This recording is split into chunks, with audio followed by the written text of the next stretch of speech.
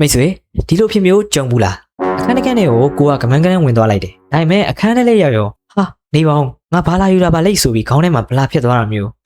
ဒါမှမဟုတ်လူတစ်တယောက်နဲ့ကိုကမိတ်ဆက်လိုက်တယ်စကားပြောပြီးခဏလေးကြာအောင်သူ့နာမည်ကိုဘလို့မှစဉ်းစားလို့မရတော့တာမျိုးကျွန်တော်တို့အားလုံးဒါမျိုးကြုံမှုကြပါတယ်တော့ဘယ်နာထားမိမှမသိတာစာမေးပွဲအခန်းထဲရောက်မှစာရီအကုန်မေ့ကုန်ဒါရီကမိတ်ဆွေတယောက်တည်းဖြစ်နေတာမဟုတ်ပါဘူးတကယ်တော့မိတ်ဆွေရဲ့အုံနောက်ကမကောင်းလို့မဟုတ်ပဲမိတ်ဆွေရဲ့အုံနောက်ကိုအသုံးပြုပုံနည်းစနစ်မကျသေးလို့ပါဒီနေ့ဗီဒီယိုမှာတော့ဘာအောင်မဆိုမြင်လိုက်ကြားလိုက်တာနဲ့အုံနောက်ထဲမှာ save လုပ်လိုက်တယ်လို့ဆွဲကြံနေစီမဲ့ကဘာကျော်မှတ်ဉာဏ်ပညာရှင်တွေသုံးတဲ့နီလန်တစ်မျိုးကိုပြပြပေးသွားမှာပဲဖြစ်ပါတယ်ဒီနီလန်တွေကိုသုံးပြီးရင်တော့မိတ်ဆွေကမေ့တတ်တယ်ဆိုတာကိုပါလုံးဝမေ့သွားပါလိမ့်မယ်ကျွန်တော်စတာပါပထမဆုံးနီလန်ကတော့လွန်ခဲ့တဲ့နှစ်ပေါင်း2500လောက်ကတည်းက Greek လူမျိုးတွေသုံးခဲ့တဲ့နီလန်မှာရှားလောင်ဝန်စကားတွေကြည့်ပြီးရင်တော့ရင်းနှီးပါလိမ့်မယ်အဲ့ဒါကတော့ The Memory Palace လို့ခေါ်တဲ့မှတ်ဉာဏ်နန်းတော်တည်ဆောင်နည်းပဲဖြစ်ပါတယ်ဒီနီလန်ရဲ့လက်ဝက်ချက်ကတော့နေရာဒေသ location နဲ့အချက်အလက် information ကိုတွဲပြီးမှတ်သားတာပါဥပမာမိတ်ဆွေအနေနဲ့ဈေးဝယ်စရာစီးရင်သုံးမျိုးမှတ်ရမယ်ဆိုပါစို့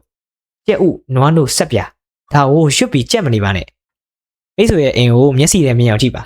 မိတ်ဆွေရဲ့အိမ်တကားရဲ့လက်ကင်ဖို့ကြက်ဥတွေနဲ့လှုပ်ထားတယ်လို့တွေးလိုက်ပါအိမ်ထဲရောက်တော့လေအိမ်ခန်းမှာနွားတို့တွေရေကြီးနေတယ်လို့ဖိရှန်နေတယ်လို့မြင်အောင်လိုက်ပါတီဖုန်းလိုက်ပြန်တော့လေ TV ဖန်သားပြန်ကနေဆက်ပြတော့ကြီးလိမ့်ထွက်လာတာဟောပါပဲမြင်သားရင်တော့မိတ်ဆွေတာမန်ရွတ်ဖတ်နေတာတဲ့ဆိုင်ဒီလိုကိုရင်းနှီးတဲ့နေရာတွေမှာပစ္စည်းတွေချထားပြီးတော့ပုံဖော်မှတ်သားလိုက်တာအုံနောက်ထဲမှာပုံရိပ်အနေနဲ့ဆွဲကြံနေစီပါလိမ့်မယ်နောက်တော့ပြန်စဉ်းစားကြရင်အိမ်ထဲကိုစိတ်ကူးနဲ့လမ်းလျှောက်ဝင်လိုက်တာနဲ့အဲ့ဒီပစ္စည်းတွေကိုအလိုလိုပြန်မြင်လာမှာပဲဖြစ်ပါတယ်ဒုတိယနီလန်ကတော့ The Linking Method လို့ခေါ်တဲ့တစ်ခုနဲ့တစ်ခုချိတ်ဆက်ပြီးဇလန်းစင်တဲ့နီလန်မှာ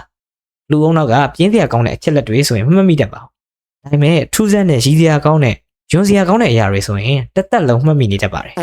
ဒါကြောင့်မိတ်ဆွေကအချက်လက်တွေကိုမှတ်တဲ့အခါမှာပုံမှန်မဟုတ်တဲ့ပုံစံနဲ့ချိတ်ဆက်ရပါမယ်ဥပမာမိတ်ဆွေကစင်ရေခဲမုတ်လေရင်ပြန်ဆိုတဲ့စကားသုံးလုံးကိုအစင်လိုက်မှတ်ရမယ်ဆိုပါစို့စင်ကြီးကရေခဲမုတ်စားပြီးလေရင်မောင်းနေတယ်လို့ကွဲထွက်အောင်မြင်အောင်ကြည့်လိုက်ပါမိုက်တယ်မလားမိတ်ဆွေပုံရိပ်ကဘလောက်ပိုထူးဆန်းနေလေမှတ်မိဖို့ပိုလွယ်လေးလေးပါပဲချက်လက်တွေအများကြီးကိုအစင်လိုက်မှတ်ဖို့လိုတဲ့အခါဒီလိုဇလန်းလေးတွေစင်ပြီးမှတ်သားကြည့်ပါဒါဟာမိတ်ဆွေရဲ့ဖန်တီးနိုင်ဆုံးမြင်မားစီတယ်လို့မှတ်ဉာဏ်ကိုလည်းသူသိသနာတွေအရာ2ဆ3ဆပိုကောင်းစေပါတယ်ကဲဒီနေ့တော့မိတ်ဆွေတို့အတွက်နံပါတ်1နေရာဒေသနဲ့တွဲမှတ်တဲ့ Memory Palace နီလန်နံပါတ်2ဇလန်းစင်ပြီးမှတ်တဲ့ Linking Method ဆိုပြီးနီလန်2မျိုးမျှဝေပေးခဲ့ပါတယ်